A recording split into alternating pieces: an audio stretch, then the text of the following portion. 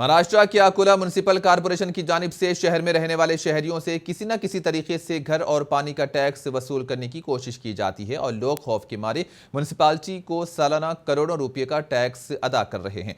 लेकिन इसके बावजूद आवाम को बुनियादी सहूलियात से महरूम होना पड़ रहा है, जिससे लोगों में काफी नाराजगी पाई जा रही है। मिल्लत कॉलोनी, औरंगजेब कॉलोनी और भारतनगर के लोग बड़े पैमाने पर बल्दिया को टैक्स अदा कर रहे हैं, लेकिन इन लोगों को इंतजामिया की जानिब से वो सहूलियात नहीं मिल पा रही हैं जो शहर के दीगर इलाकों में बल्दिया की तरफ से दी जाती हैं।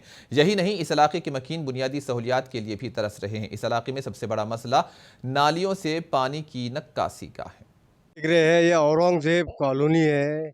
यहाँ पर जो देख रहे हैं आप, बिल्कुल गंदगी का अंबार है।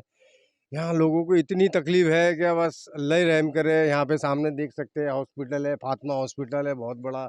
यहाँ पे सैकड़ों लोग आते जाते हैं। यहाँ पे ना रोड सही है, ना नालियाँ सही है, ना कुछ है। से अवाम को आने जाने में तकलीफ भी है और तकलीफ़ों का सामना भी करना पड़ रहा है।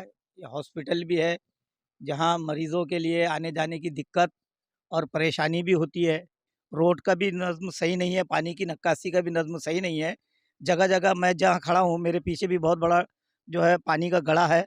मेरे साइड में इस तरफ भी पानी का बड़ा गड्ढा है, जिसमें से पैदल चलने में भी बड़ी दुश्वारी है।